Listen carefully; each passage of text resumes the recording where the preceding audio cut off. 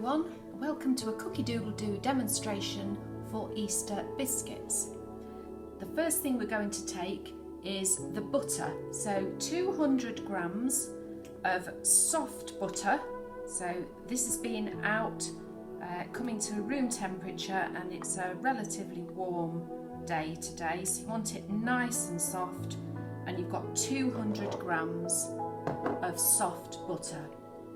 Next going in is caster sugar, so there's 150 grams of caster sugar going in there, and we're going to beat those all together until they're nice and soft. So the next thing we're going to take is the egg yolks, beat them in, sieve in a little bit of flour. My flour's already been sifted, so we don't need to do that. So we're going to add the egg yolks. Now at this point, the egg yolks might just start to curdle. If they do, take a tablespoonful of your plain flour and mix that in. That'll soon bring the mixture back together again. The next thing we're going to add is the flour and the spices. You can do it a little bit at a time, and that will help you to get it in there. But you'll notice it seems quite a lot of flour, but you are looking for quite a stiff dough here, and it will take it all up, believe it or not. You can put the rest of it in there and the lovely spices. So pop that in. You can leave them out if you're not very keen on the spices, but I love the smell that's coming up from here. It's a warm smell of Christmas actually, not Easter. If you feel that it needs a little bit of extra liquid, that's what the milk jug is doing here, and we're going to add a tablespoon at a time.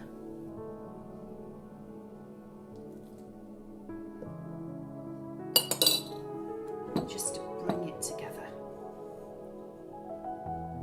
We'll try bring it together just using our hands. There's still a lot of moisture from the butter and the milk that we've put in, so you can see it's starting to come together now. It's always put into the fridge at least for a couple of hours, preferably overnight, or we have batches of dough put into the freezer.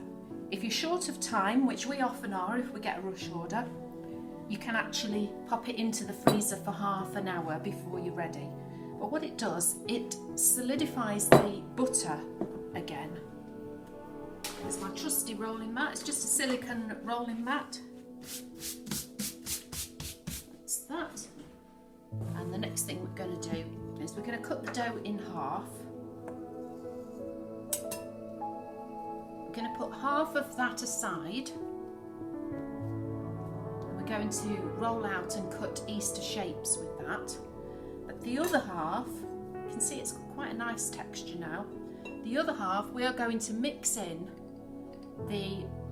I've got raisins, but Mary says currants, but I prefer raisins. I think they're a little bit softer. So we're going to mix those in for the traditional Easter biscuits, because what we're going to do once we've cut out our shapes with this half of the dough, we're going to ice those biscuits with royal icing. So keep mixing your fruit in to make the traditional Easter biscuits. Put a little bit of flour on your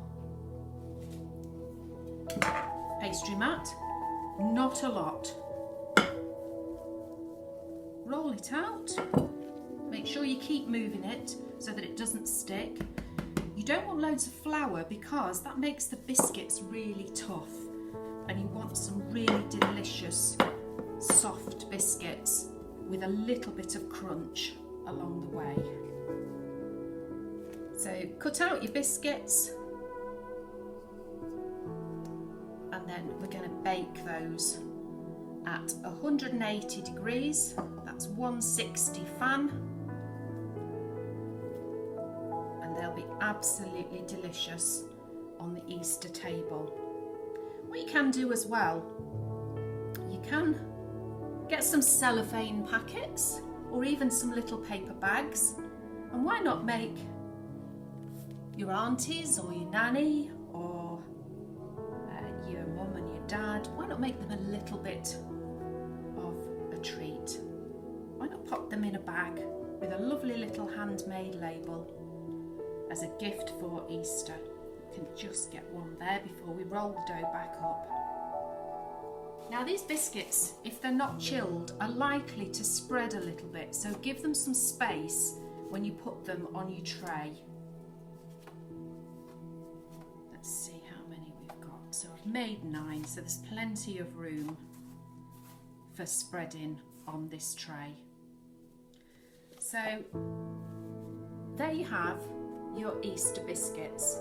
They look and they smell absolutely delicious, and I'll come back in part 2 of the video and I will show you what to do next with the Easter shapes and a little bit of information about royal icing.